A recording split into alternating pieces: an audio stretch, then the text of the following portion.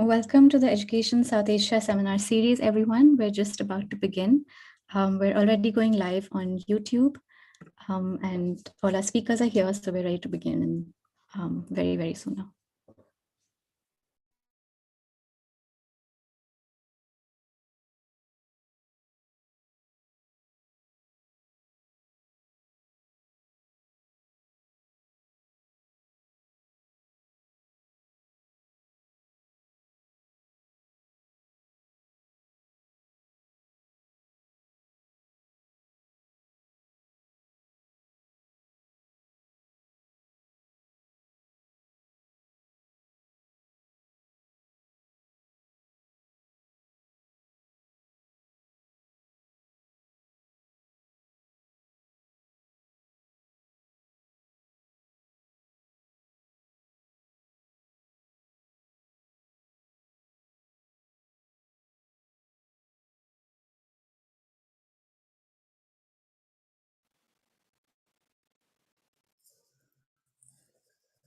Hi everyone, very warm welcome everyone to Education South Asia seminar. This is our second seminar this year, and as always we have a very exciting panel lined up today as well.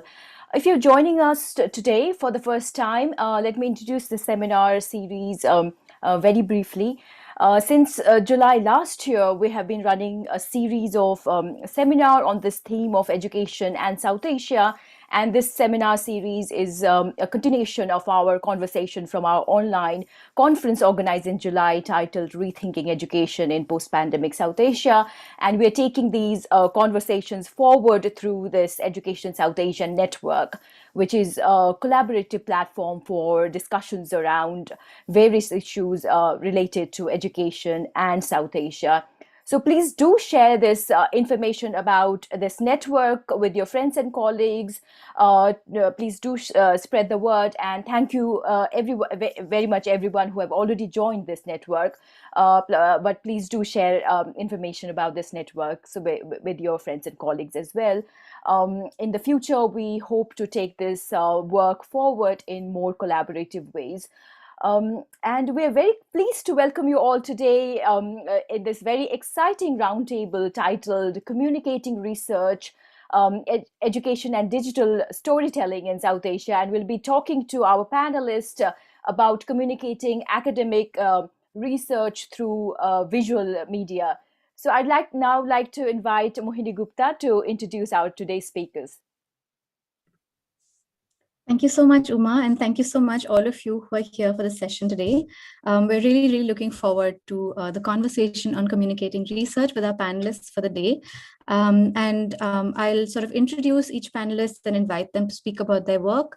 We'll have a short conversation, and then we invite all of you to ask questions towards the end of the session. Feel free to keep writing your questions down on the chat.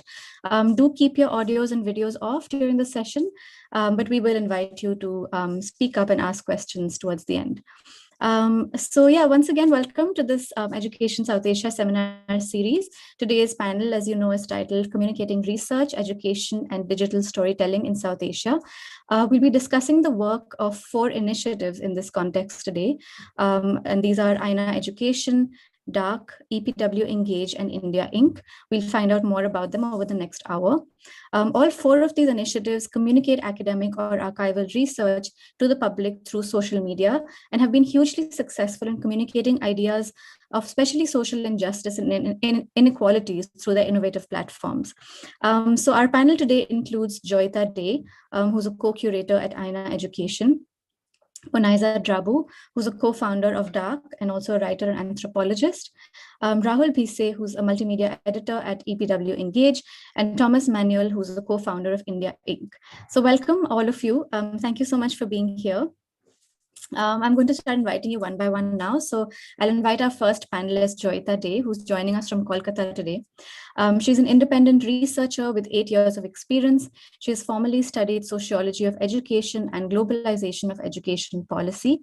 Her published work is on datafication, digital governance of education, and school desegregation in the Indian middle classes. Along with 5 other colleagues, she co-runs the Instagram handle Aina Education. So Joyeeta, I invite you to speak now. If you'd, it'll be great if you could introduce the work of Aina in a few minutes, especially in terms of how it challenges the status quo in South Asian education systems today. Over to you, Joyeeta. Since it's a co-run, as in it's a collaborative, I think I should start with introducing the names of the people who run it. So we have Shayan Chaudhary and Vrinda Bhatia who started the Instagram page, and subsequently I joined, and as did the illustrator Tista.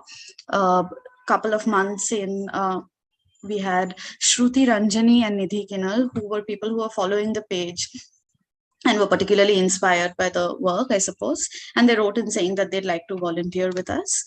So that's currently our team.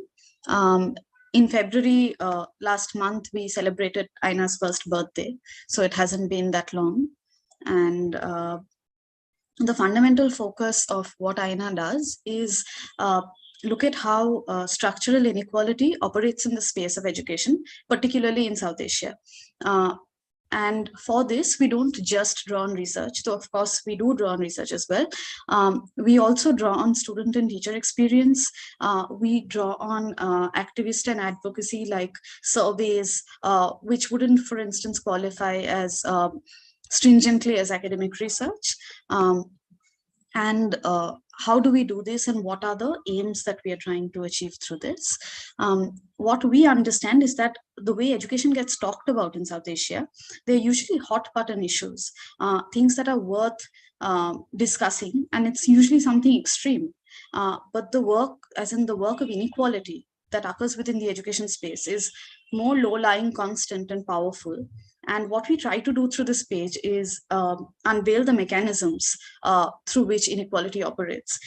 Because we believe that it's not just that there is unequal access to education, but that education as an institution has a very important role in both creating and justifying inequality in society today. The interesting relationship with social media and drawing on research to talk about these things. Much of what we do is basically visualize research that comments on these questions of inequality in the education space, and sort of create graphics and then a final slide where we sum up how to understand what the slides, as in what the sort of graphic thing portrays. And what's interesting there is social media is technically, it's driven by the politics of relatability.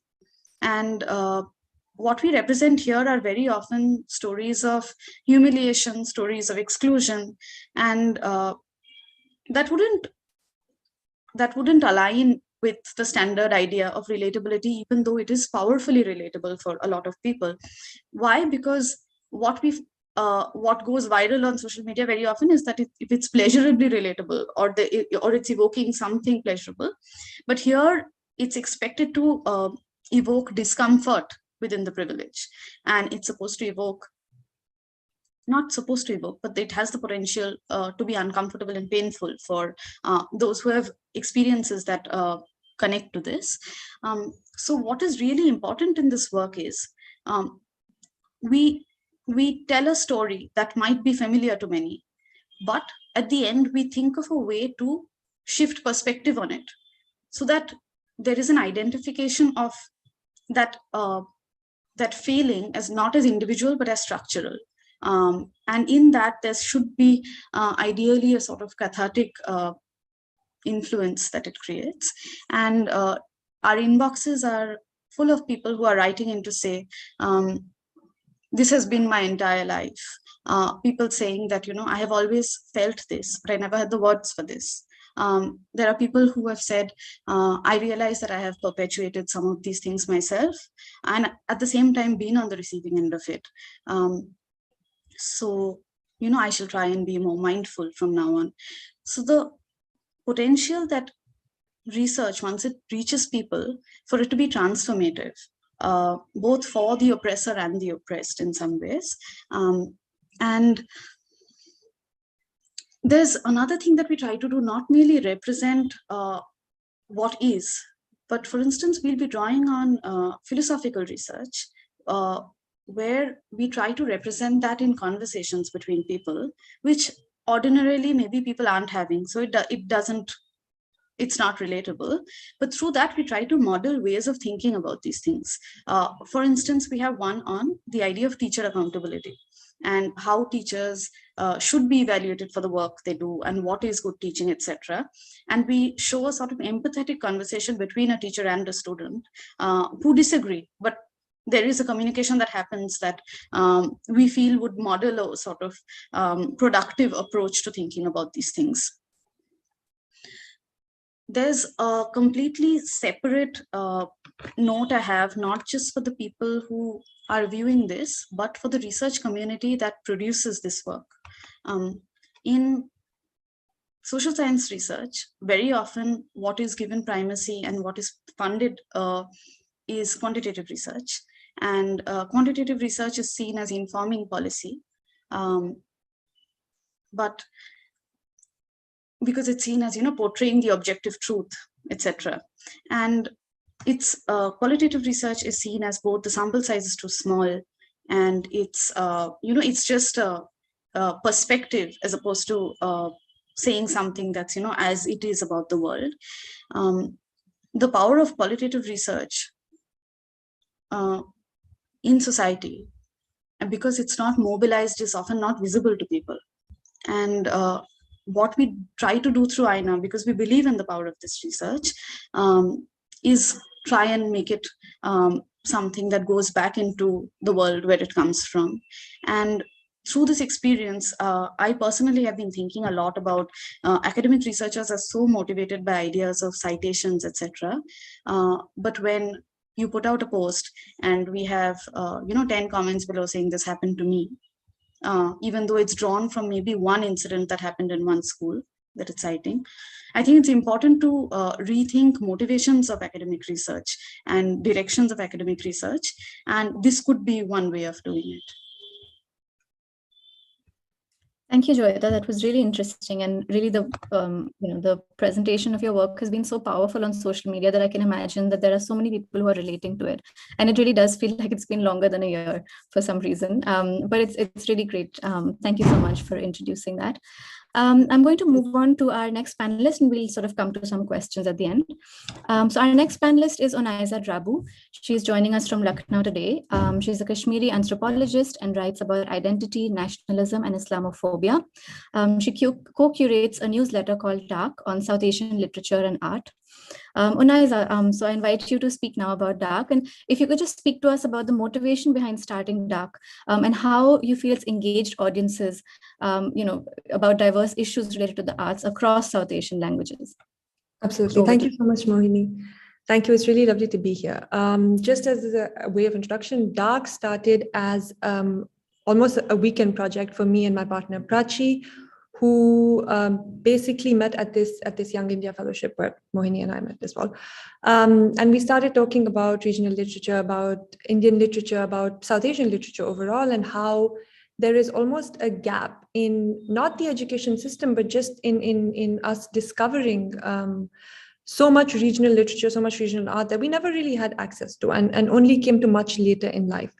And it basically started as a weekend project, very interestingly, 5 years ago, almost exactly 5 years ago, where we'd read a lot, and we decided we'd go down these research rabbit holes, try and find connections, read up on the biography of authors, writers, and also poets and artists. And we decided to write about it as a weekend newsletter. So it started as a newsletter, which is probably not what it is now, because now the social media aspect of it has sort of overtaken everything. But for a few months, it was exclusively a newsletter. And then slowly we decided to sort of open it up and share it on social media. So we started Instagram and Twitter, and that's when it became really popular.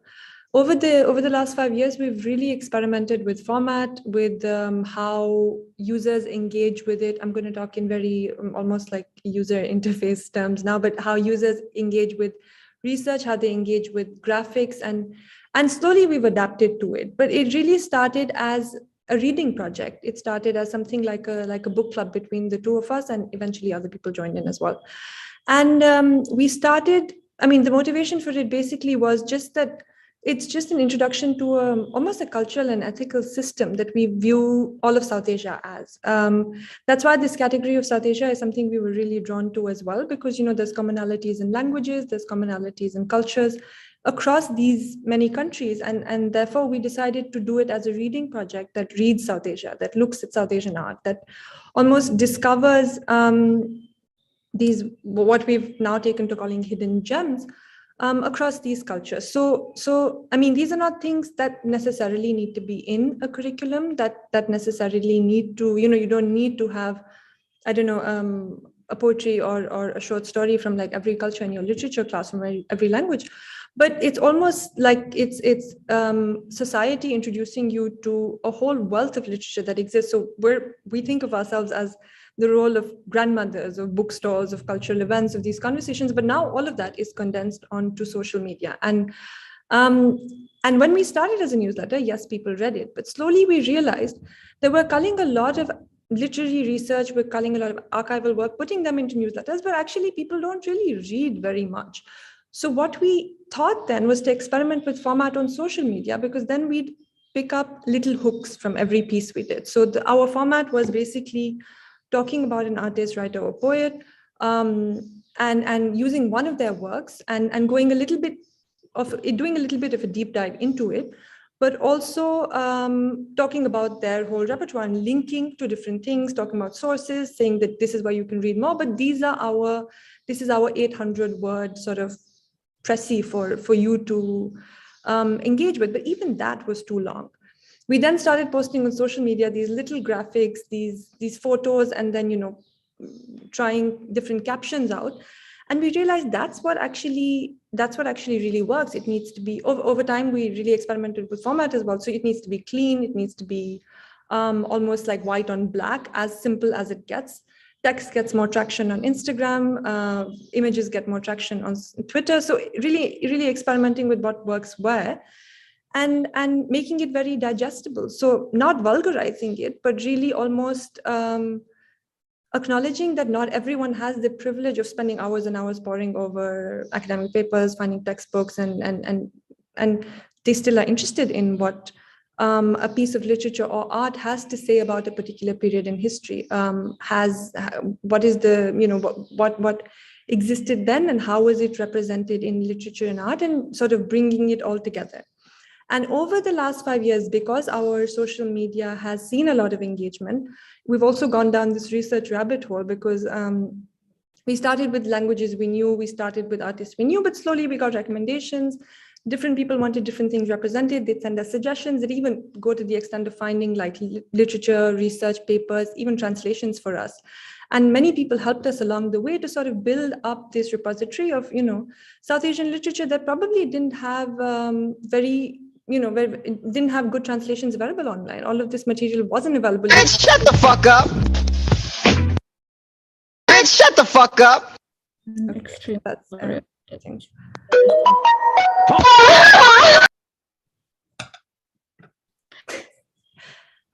dangers of digital media. It's the first time that I've seen a Zoom troll. And that's quite scary. But I was actually going to get to trolls, saying that, you know, we do actually see a lot of trolls on Daak, and that's one of the like big challenges, because you post about something, and often we use our hooks almost to sort of link to contemporary events. And what happens is, you know, someone or the other will be displeased on the internet. It's something you just have to take with you, especially as you go bigger and bigger. You know, you'll find critics, you'll find people saying things about like different things. Everyone has an opinion, everyone has space. So this is bound to happen, and it happened right now. So that's also really special. We saw it live. But you take it in stride. You know, in the beginning, I think 3-4 years ago, we'd actually get rattled. Prachi and I would get rattled, being like, oh no, someone's trolling us for this, and they think this is inappropriate.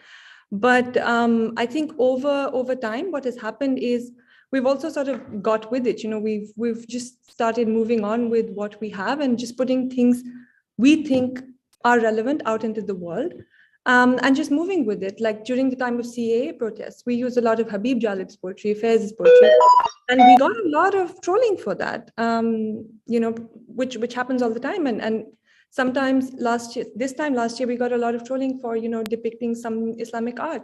So, I mean, I think that also really is quite a part and parcel of it, because someone's going to be displeased on the internet. Thanks, Onaiza. Thank you. I'm still reeling from the trolling that happened. I feel like Joyeeta at this moment. No, but thank you so much. And I know that especially during the pandemic, the way that you've engaged people, the way that you've sort of, allowed people to interact as well through your platform has been really special. And it's really great to know about how it sort of all started and, how it's going now. So thank you. We'll come back to some of these topics again. I'm going to move on to our third panelist now, Rahul Bhise. So Rahul Bhise is joining us from Washim district today. He's a multimedia editor at EPW Engage. He has previously written for The Wire and First Post. He was South Asia Foundation Scholar at the Asian School of Journalism in Chennai and is currently based in Mumbai.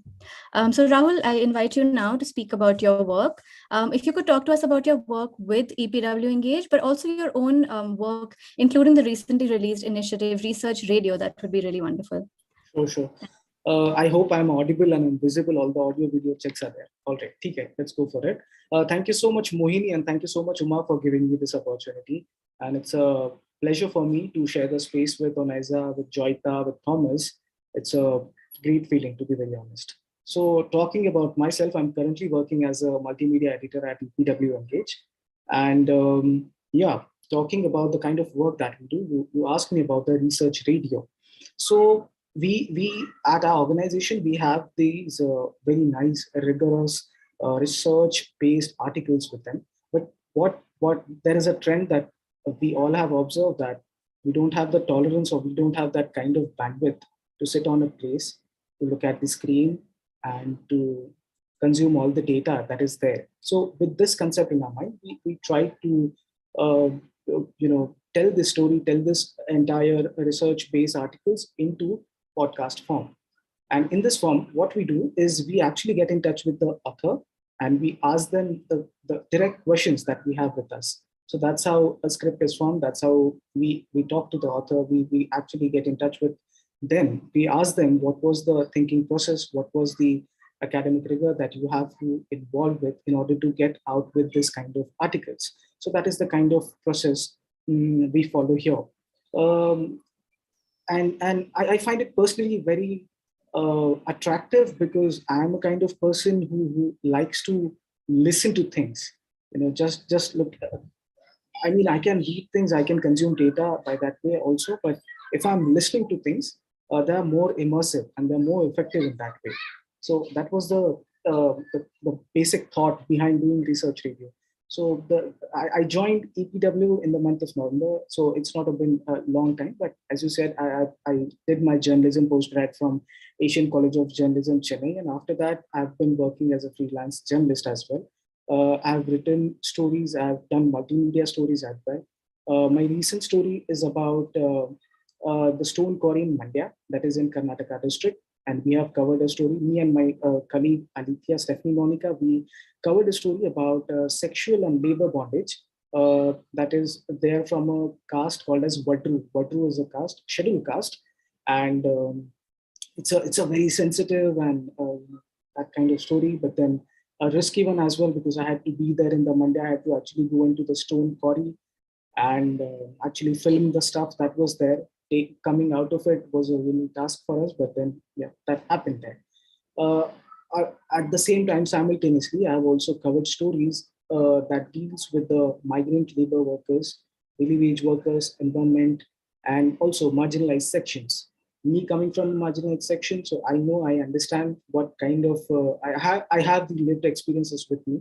So I think I have the kind of the thing to portray the stories with honesty. That thing is there. Also, every story, may it be a research article, may it be anything else, it's basically a story. And my job as a multimedia editor is to tell the story effectively, is to tell the story to a certain kind of age group audience that understand them and the language that they understand. The better that interaction is there, my motive is successful in that way. So on the same lines, we are working on the Research Radio. So I'll give you a few examples. After I joined here, I've been working on a special series with which goes with the title Caste and Popular Culture.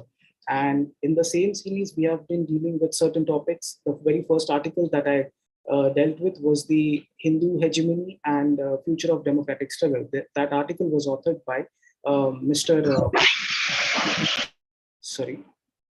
Mr. Harish Wankhede. Harish Wankhede is a professor at JNU, so I actually went and talked to him. We discussed a lot of topics, and the podcast came into form. The same thing, and as we see, the entire coming out with a podcast. So we also have to be aware of the current happening. So yesterday itself, we had. I mean, I'm a Maharashtrian. Marathi is my mother tongue. So we had Marathi Rajabhasha Divas, as they say. So thinking about that entire issue, I came out with a concept of Namdev Dhasa's new language. That article was written by Yogesh Maitre. So generally, what happens Marathi and the Marathi language, I'm sure it happens with every other language at the same time. The standard kind of tone, pronunciations are always there, but then colloquial languages are also there, which are like a special kind of Marathi spoken in Pune, but at the place where I stay in Washim, in Nagpur, in Jalgaon, and so many others, Konkan. So various other dialects of Marathi are there. So there is a trend that a few writers are only celebrated when we talk about Marathi language. But then there is this writer that we had in Marathi language, which is Namdev Dhasa, and Yogesh happened to write about it very beautifully. So yeah, I just read the article, interacted with Yogesh, we framed the questions and answers came out, and people seem to like that kind of work at the same time. So my effort will always be there to tell the stories that are less represented in the Indian society. So stories about the worker, stories about the marginalized, stories about specific gender or everything else. And working with Engage, the best thing is that we have these social justice and all the constitutional values with us. So whenever, no matter what story, what article we are looking at, but the best thing is that we are always working or thinking through these values with us. So that's how I work, and that's how things are here.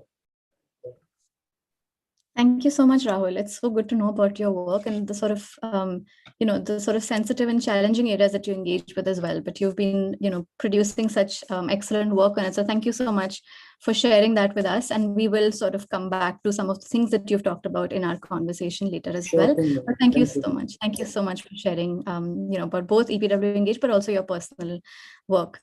Great. So I'm going to move on to our final panelist for today. So Thomas Manuel is joining us from Chennai. He's an award-winning writer whose work revolves around the intersection of history, science, and education. His first book, Opium Inc., How a Global Drug Trade Funded the British Empire, is a narrative account of the opium trade between British India and China. He currently works on India Inc., a public history project where he makes videos about how the past continues to affect us today. So Thomas, welcome, and we'd love to hear about India Inc. And I've seen that the research on history that's communicated by India Inc. has already started making its way into classrooms. So I just wanted to know, what was the objective that you had launched this initiative with, and just tell us more about that. Thank you. Yeah, thanks so much, Mohini. I think India Inc. is also, like Aina, celebrating its first birthday right now. Actually, I started February. I think the first thing we put February 2021, so almost exactly 1 year. We kind of think of India Inc. as a public history project, something that sits between academic history and digital media. We try to publish accessible, well-researched explainers that are rooted in history, which are completely relevant to ongoing political debates. If you want to know more about us, you can kind of go to indiainc.org. That's our website, and from there we kind of link to all the things where all the different places we exist on the internet. The team is basically three of us.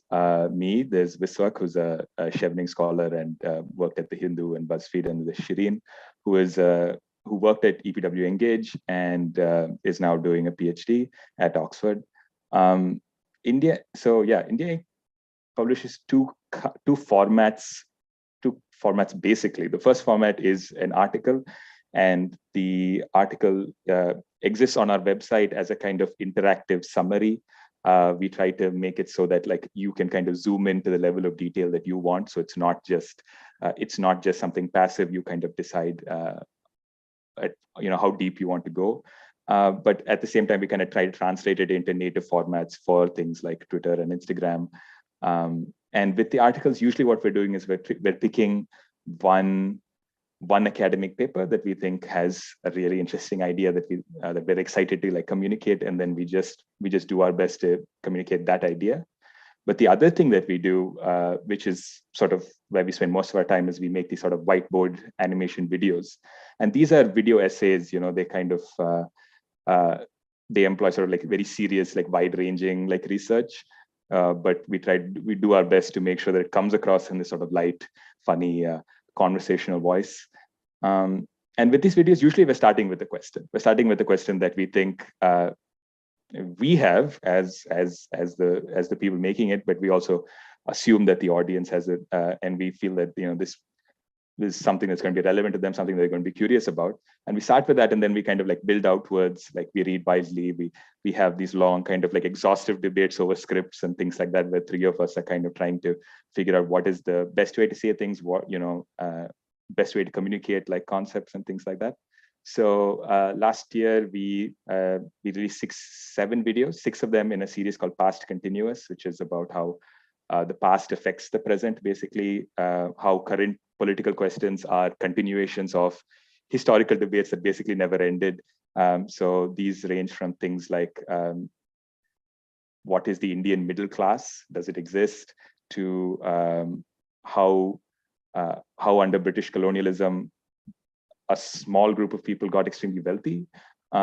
Things like how the Hindu majority as like a political concept was created, things like that. So yeah, and our latest video was about the history of the caste census and how that kind of came across in like post-independence India. Like we talk a little bit of the first census, and then kind of talk about why there is kind of growing demand for a caste census. Where's that coming from? Who's interested in it? Who's not? That kind of thing. And and we're looking to do more. Like after 1 year, like we're excited to see what else we'll do in the future. Thank you so much. That's really interesting. And sorry, there's some more people coming in. That's really interesting. And, I think all of us who've engaged with India Inc. has really enjoyed listening to the research. And, I'm going to sort of come to all of you now and just ask some broad questions around all the initiatives that you've introduced to us today. And what I'm curious about is how, what is the sort of biggest challenge for you in this work? Is it sort of looking for the topics that you want to share on the page? Is it sort of condensing the vast research that you come across when you sort of go down those research rabbit holes? And, how do you sort of put that into a very, like Joyeeta said, very relatable, very sort of palatable content? Is it sort of expressing all of this information in a visual format when you're doing it through social media? Or since we talked about trolls, is it sort of tackling the response of the public? Because some of you are engaging with very sensitive topics as well. So just to sort of, in terms of challenges, what are the sort of biggest challenges that you've come across when you've been doing this work? And any of you can jump in, so feel free to come in.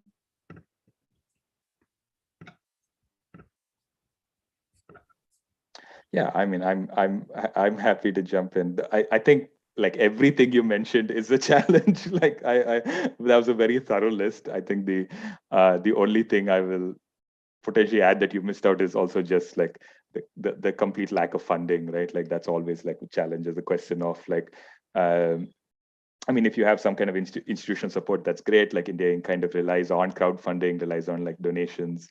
So that sort of like precariousness coupled with the stress of like like who knows when public reaction will kind of like get you into trouble and things like that. So yeah, I think that's definitely a challenge that we haven't quite figured out.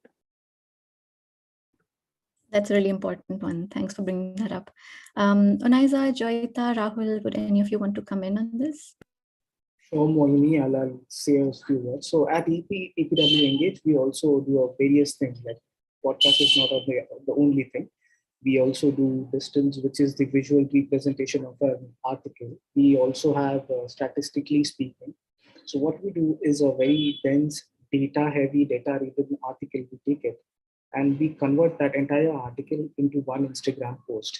So that is a great challenge, at least to me, because there's a huge amount of data involved there. And to come out with that data, the authors have spent a lot of time, and then sitting on a desk, taking a look at that data, comparing everything, and then coming out with one single Instagram post so that people of young age can understand, they get inspired, and they can go back to the article and take a look at it. So that's actually a very difficult or cumbersome task, at least for me, in individual aspects. Thank you so much. I'm glad you mentioned some of those, initiatives as well, because they have been extremely well presented. And I can't imagine what it must be like to sort of present all of the data that you have into something so, so kind of succinct and so, that's so visually appealing. Yeah. Right. But the good thing is we get paid for it. So. Great point.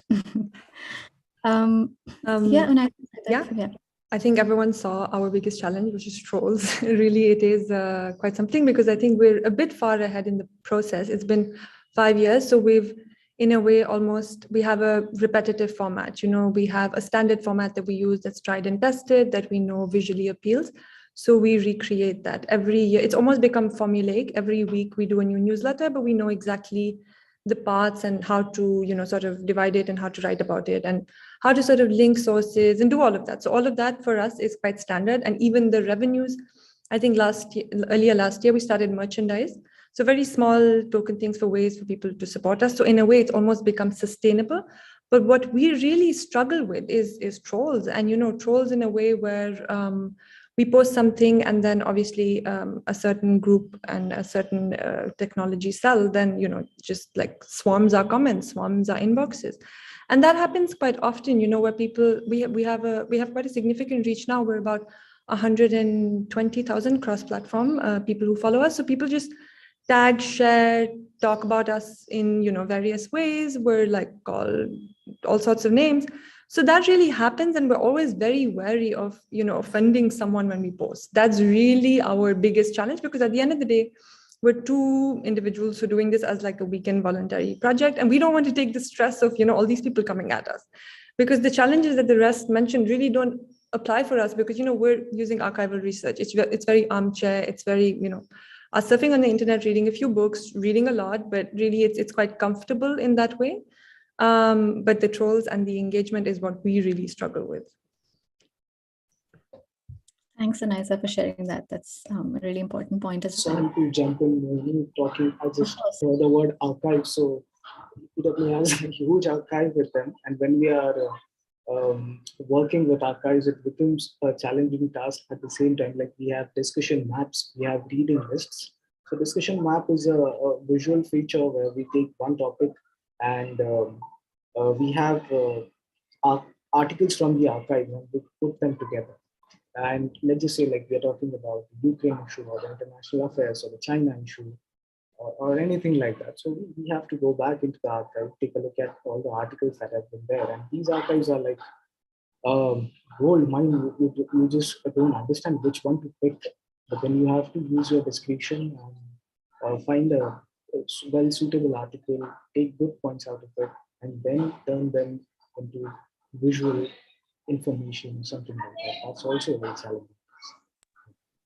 Thanks for sharing that, Rahul. And in fact, that sort of brings me to a follow-up question, and any of you can respond again. Sure, but sure. you sort of then, in terms of what you pick from all of the research that you're coming across, do you then relate it to sort of contemporary events that are happening around you? Is that something that is a factor in your selection of the kind of research that you're putting out? Sure. Can you just give me one example? I'll be in a better position to answer you. Just give me one example. Yeah. Yeah, in the sense, is it sort of determined by, say, a political event that's happening at the moment, or is it determined by something that's happening in the world or in the country around you? Do you sort of time it based on that as well?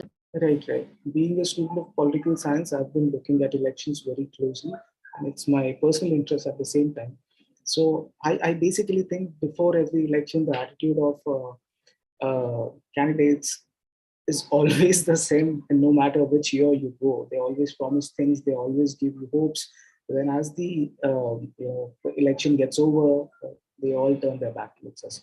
But on a serious topic, if you see, I'll talk about my expertise now. Whenever an atrocity happens to a Dalit family, to a Dalit woman, or anything like that, so there is a proper process that happens.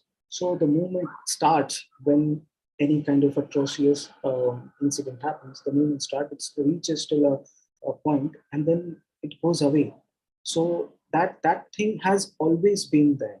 You know, the atrocity should stop. The policy should be such that none of this should ever happen to any human.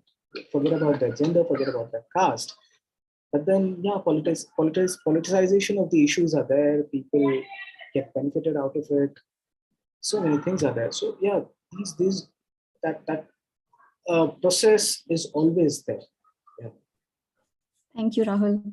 Thank you so much. Joyeeta, we haven't heard from you. Would you like to come in at this point? Yeah, actually, I wanted to answer your previous question as well, if that's okay.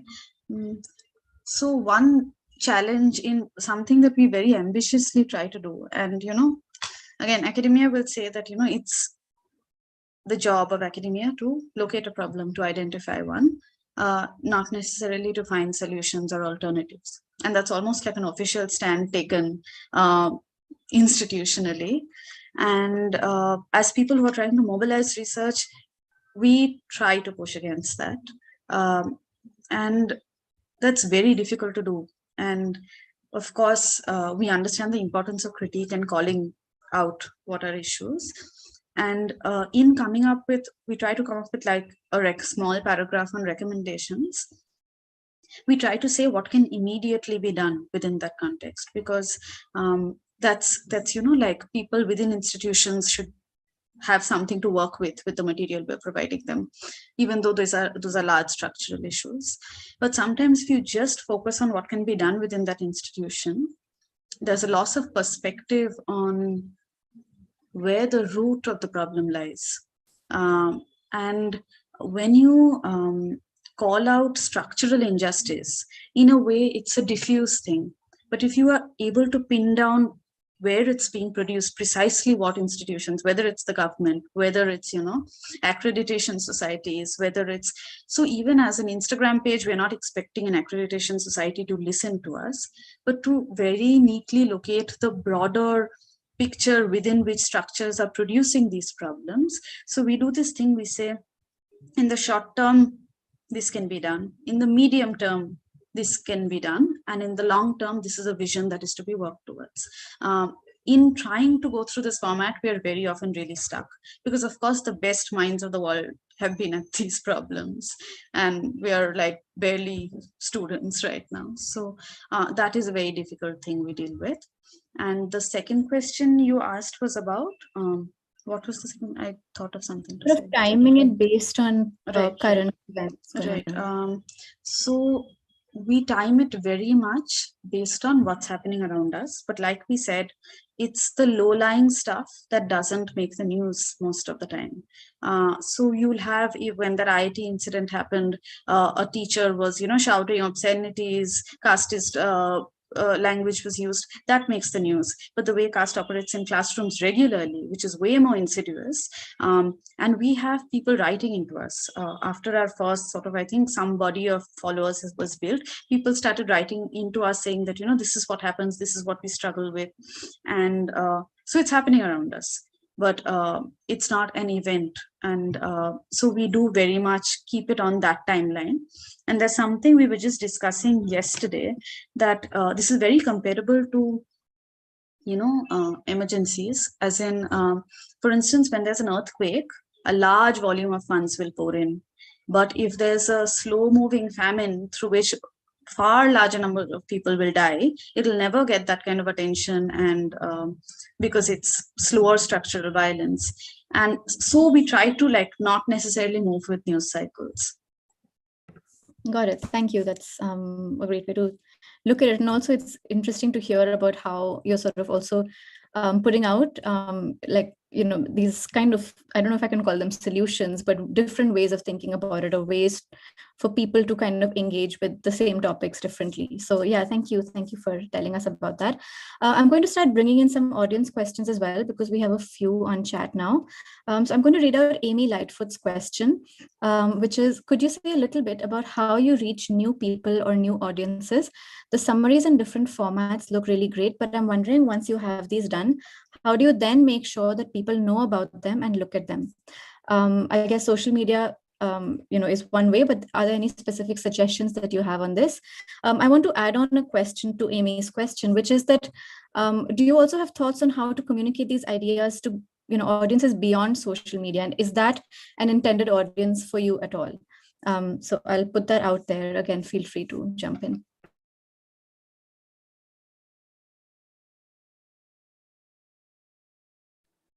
Yeah, I think the question of how to reach an audience is like the question that everybody is kind of like struggling with, whether you're doing political work or not. You know, it's big business, as it were. You know, but I think the kind of underlying idea is that you go to where people are already. So that's the only reason we're on social media, right? Not because it's just this lovely place to be full of happy people saying happy things. No, it's just so because people are on social media, that's why we're there, and that's why we try to meet them. So that's the kind of appeal of social media. So the question of going past it, I think our hope is that, like you said, like India Inc. videos, for example, are being used in classrooms, both at the kind of college level and the school level. Like that is very exciting, right? That's one way of us kind of getting out of social media, and that's kind of our hope, right? That we reach people through social media, and then they take us beyond that, right? In whatever way that they can. And we haven't kind of systematized that in any great way, but we're very interested and excited by it. Yeah. Thanks, Thomas. Yeah, that's. I think that is a very exciting kind of outcome of the work that you're doing. So that's great that you could share that. Yeah, any of the others, if you want to come in? Yeah. I think for us, what has really worked is like you said, Moini, we did a lot of audience engagements on social media, and we realized the need for people to be part of communities, especially, I mean, also pre-pandemic, but also post-pandemic. It's been very interesting that people actually seek out groups where they could be a part of, whether it's a book club or it's a chat or even a Zoom session. I think now we've reached Zoom fatigue, but what we try to do is foster communities and also plug into existing communities, whether it's theater groups, whether it's book clubs, or whether it's just doing talks with different organizations who already have an existing audience, and we have overlaps. So we often do this almost like a collaboration where, you know, we use these almost intersectional themes that we have in common with another organization, whether it's theater, whether it's an art-based organization. Pre-pandemic, we also did a few events, public events, and discovered a whole set of audiences who probably did not know about us, didn't know we existed, and then followed us on social media, signed up to our newsletters, etc. But also what has really helped us is traditional media outlets. So if we often over the years, we've pitched pieces to both Indian and Pakistani newspapers, which have carried pieces by us, and therefore has opened up a whole new range of audiences. Of course, there are people who also cover your initiative, that's different, but also almost writing for traditional media outlets as an organization as Daak has really helped us and widened our audience base to places and people who wouldn't have discovered us otherwise. That's really helpful. Thanks for that suggestion, Onaiza. Rahul or Joyeeta, would any of you like to come in? Sure. I would like to talk about this one. So talking about social media, the Engage is basically the extension of EPW journal that we have, and our work mostly stays in social media and the website and other platforms such as like that. So the visual information goes on our website and also on social media.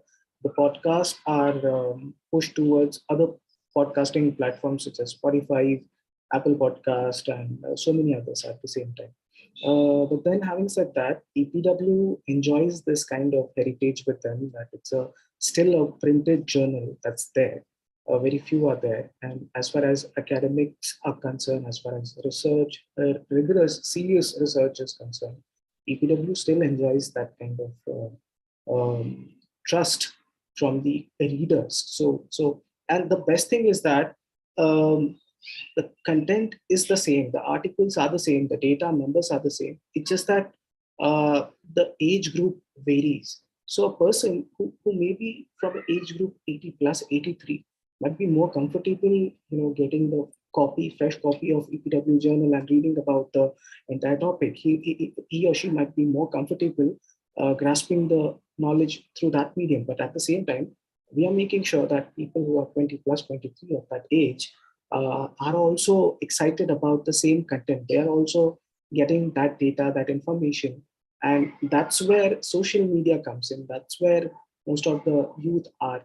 And that's how these podcasts, visual infographics, and so many other things, they come into play. But having said that, so that balance is there. So a printed journal is also there who takes care of the other masses. And then we have the online wing who portrays the same data in a immersive, more visual, and even audio kind of thing. So yeah, that thing is there. Thank you, Rahul. Yeah, I guess EPW is already an established kind of institution, and then EPW Engage is the way that you've actually found new audiences and sort of engage with a different kind of demographic. Yeah, so thank you for that. Joyeeta, would you like to say something before we move on? It's feel a bit silly about talking about our reach strategy when we're clearly the small fry here. So we have roughly 5,000 followers, which isn't big by any metric, but something that's been useful because we don't have feet on the ground. There have been organizations who've been reaching out to us who do have feet on the ground, and they've been using our material to start conversations in their institutions. So we had, I don't know whether, I mean, there's no harm in mentioning. So we had a college from Bombay University who reached out to us, and essentially the conversation became that, how do we make the university space more equitable? And then they sort of both offered to help us. They said, okay, we can use your material. We have a translation studies department so that, this material can be made more like it's possible to distribute amongst a larger audience. And then there's another NGO who have written into us saying that, can we use this to start some conversations with this post of yours to start some conversations with our staff. And in that way, we feel the reach doesn't have to necessarily show on social media. As long as it's happening, reach is more about the depth of reach, really. And there's another problem that we tackle with regard to also, we don't have, on the one hand, any institutional associations. None of us is like an eminent person by a long shot. So in that sense, it's clearly the content that's speaking to people, and it's not content we have written or anything, like it's made by other people, but there is a sort of, I feel there is an inherent power to the kind of issues we are addressing. But there's one struggle but at the same time, like roughly we are broadly socially upper middle class people. We've been to the correct institutions. We know people who know people. So it's not like we're completely divorced from institutions of power either. So that again helps, having networks, even if you're individually or institutionally not anything. But the kind of issues that we really do want to bring up, especially with this objective of generating self-reflexivity within our Instagram audience, is not necessarily the kind of thing that sort of blows up on social media. We'll see that the stuff that becomes most viral, like relatively speaking, will be where our Instagram audience will feel like the victim and there's somebody who's like hyper rich, hyper elite, who's benefiting of very, very strong privilege. But we are also very much the privilege, and when that's called out and when that's sort of contrasted with people way like nowhere near where our levels of privilege are, there isn't that much of a buzz around it. But we really like are committed to bringing those things up, and we try to like live in it in a sense. So we're thinking of reach, and so we're trying to be strategic, but sort of like connecting it and navigating that with the sort of social objective of a page like that sometimes gets a bit difficult. That was really insightful, Joyeeta. Thanks for sharing that. I'm going to, so we're, reaching the sort of end of the time of the session, but we may go over by 5-10 minutes. There are some really interesting questions. I hope everyone's okay with that. I'll try to, cover as many as we can. So I'm going to read out another question by Manu Multani, which says, what insight would you share with youth who are eager to dive into journalism, but are afraid of the repercussions or don't have the resources? I feel social media is a great free platform, but the fear is real, not to mention unemployment is also a barrier. So I'll put that out to you. I think, it's a really important question as well. So, if I may answer, Mohini? Sure. Please. I'll tell you my own story. So I'm not a person who had the best of the education. I'm coming from a Marathi medium school, and then I was preparing for UPSC, and then I just things didn't go according to my plan, and then the thought came into my mind that journalism is a field where I can work something. So prior to that, I wasn't even aware how to be a journalist, which are the colleges there, what is the entire process to go for it. So I started just learning it on my own, just Googled it, which are the best colleges. So the 2-3 names came up, I applied to them, got in. So things like that happened. And then that's the first phase. And then there is the second phase where you have the degree with you, and then what to do. Because it's a very closely packed sector. Networking does matter here. Your nexus does matter, which part of community you're coming from, who are the people who back you, and so many other things like that. So I have already worked as a freelancer. I've worked in a mainstream newsroom as well, and I'm now here. So I can tell you what happens where and how to go for it. So if you're actually, in today's age, we have this kind of comfort or luxury that we all have smartphones with us. So the content creation clearly depends upon your skills, may it be writing skill, visual skills, or even the way you think about a story, how the story should come out. So that thing is there. Second thing, when you have a story with you, you pitch those stories to various platforms. That's where again your skills come into place. If you have a very promising story with you, you have to you have to stand by that story. You should have that kind of confidence that my story is strong and I will never back off from that. No matter people may have differences with them, but these are the people who needs to be heard. Their story needs to be heard, should go out into the world, and I'll be their advocate. I'll be their voice to them. So that thing is also there. Talking about being a journalist, also one thing is that in the beginning phase, you cannot expect a lot of money out of being a journalist, because that's the real part. You also have to take care of your bills. So for a while, yeah, you may have to work with less money, but once you develop all these skills, once you have all these qualities with you, you also go on building your network as well. So slowly, you learn, you develop, you evolve as a person, as a journalist. I'm also like, I'm nobody, I'm also trying, I'm also learning every single day. Even when I'm interacting with all of you, I'm just learning all new things here. Yeah, that's how we go for it. I hope this answers the question. Thank you for candidly sharing your story, Rahul. That was, very important to hear. So thank you for that. Is there anyone else who'd like to come in at this point as well, or should we move on?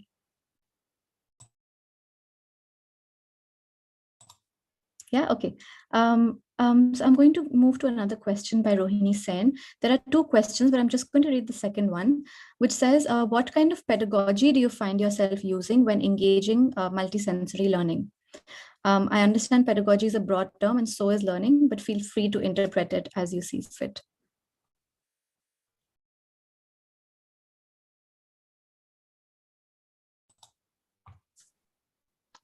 Okay, so I am interpreting this as if when we think of ourselves as, to the extent that we're teaching something, what kind of methods are we deploying to do that teaching? So yeah, clearly there is a pedagogical angle to what India Inc. does in terms of the articles and videos that we make. We don't particularly think of it in that sense. When we think of our audience, we're not actually thinking of them as, for example, school students. That is not necessarily how we're thinking about it. We try to make sure it's as accessible as possible. So school students might be able to engage with it. But yeah, I think the biggest thing that we do is that we try to make sure that we start with something that we think is relatable to the audience. Like we try to understand what they are interested in and where their curiosity starts, and then kind of like meet them there and then take them to whatever issue that we want to discuss. And so that usually means kind of thinking about pop culture and things like that. Yeah. Thanks for that, Thomas. Yeah, I wonder if sort of this way of communicating research is a kind of, well, I don't want to call it a mode of education, but it is a form of sort of, an alternate form of education in some sense. Do you feel that that's what it is, or do you think it can somehow be incorporated into education systems as well? And, others feel free to come in as well. May I answer the previous question also? Yes, please. So officially, when we started out, we definitely had a particular kind of pedagogy in mind, critical pedagogy, Freirean ideas, etc. But it really doesn't matter technically. I mean, whether we use the words or not, and whether we align ourselves with jargon or not, technically, because everyone recognizes what we are trying to do without the name, right? And it's essentially engaging with questions of power and justice within these institutions. Through the macropolitics, through the micropolitics. And yeah, so critical pedagogy would be one clear answer to what, and the second thing, what was the second thing? I'm sorry. Just about how, firstly, either can these be incorporated into sort of mainstream education systems, or do you feel like this is a sort of alternate mode of education in some sense, the way that this sort of research is being communicated online through digital media? So again, we kind of discussed this a while ago with the team, and we were thinking that when people talk about including in curriculum, etc., people are usually thinking, should it be included in college or school curriculum? But we feel it should be definitely included in teacher training curriculum, these sort of ideas. It should be included in when staff are recruited. There are usually training workshops, etc. There are discussion sessions, or if they don't exist, that should be institutionalized. There are sensitization sessions, etc. So in a sense, we do feel these ideas should be institutionalized. They don't need to be using Aina material, but it needs to be brought into formal ways of how institutions engage with these ideas. Thanks, Joyeeta. Onaiza, Rahul, would you like to come in? Yes, interesting. We've never actually thought of a pedagogical approach almost in what we do. We think of it much more as culture as like a public cultural space, and bringing literature into it. And I'll say something almost facetious. We're not actually competing with, let's say, history books or literary books. We're actually competing with memes. And we're competing with fake news. We're competing with, this homogeneity that like a certain political party is trying to shove down your throat, this idea of what Indic means and what does it mean to be South Asian, and, trying to show, or almost trying to just bring out all of the regional identities that exist, all of the different languages, the linguistic diversity, the cultural diversity that exists, and even diversity that exists in just art forms and literature. So I would think it's a bit different for us, and we're trying to almost make it more engaging when we try and make someone stop scrolling looking for another cat video to stop and read some poetry, or read something that motivates them, that Rabindranath Tagore said in whichever year. Yeah. I wanted to just sort of plug in another question here, because I was thinking about when Onaiza was talking about the different languages that they introduced through Daak. And, there's always a translation in English, but then you start with sort of bringing in bits from different languages. And I think that's a really great way of sort of introducing or introducing people to the sort of literature in these languages. But I'm sort of asking the others now. So, Aina, APW Engage, and India Inc. I know that India Inc. has just sort of started moving, or has decided to move into sort of starting Hindi videos as well. Is that something that you think about sort of expanding into different Indian languages and sort of making your material available in other languages as well? Is that a priority at all at this point? Sure, Mohini. I'm talking about my organization here. So we already have started translating a single article into multiple vernacular languages. So we do have that kind of thing with us, because the content is really top notch and we want it to reach to the maximum number of audiences. So that was the basic motive in our mind, to translate the articles and put them in various languages. I would also like to talk about the previous question that you were talking about, the syllabus, all the things, the history and everything. So just my point is that history, like when I studied history, I didn't know who was Chola, Chera, and all these kingdoms in the history books. So the kind of syllabus that is designed, so that also has some kind of biases. Every regime wants to have their newer generation, newer children to think in a certain manner. That construction of opinion is there behind the syllabus. So I think whenever we are talking about all of these stories come out as a revelation. So someday I'll read about Rajaraja Chola. So I have this kind of realization, oh my God, I was missing this entire kingdom from my life. So that kind of thing is there. So even when we talk about, as I said, the Marathi language, we learn about this Marathi language and the kind of Marathi that we speak inside a house, completely different. But then who takes the responsibility? Every person will tell their own stories, and the best way is to tell your own stories. So that's what we are doing here. Trying to tell our own stories. Thanks, Rahul. I think that's a really important point, is to sort of, and it's the only way to sort of reach more and more audiences with such important stories that you're bringing out. So thank you for that. Any of you want to come in before we move on? Okay, I'm going to take that as a no. So I'm just going to wrap up with a final question now, because we are running out of time. Sorry, I'm so sorry for if we've missed any questions. We tried to incorporate as many as we could. So the last question is by Gaurav Kalyani, who says, to all the panelists, do you have any advice for someone who wants to start out with academic content creation, especially without any institutional support and enough resources? And if we could just have quick answers from each of you, then we'll wrap up the session after that.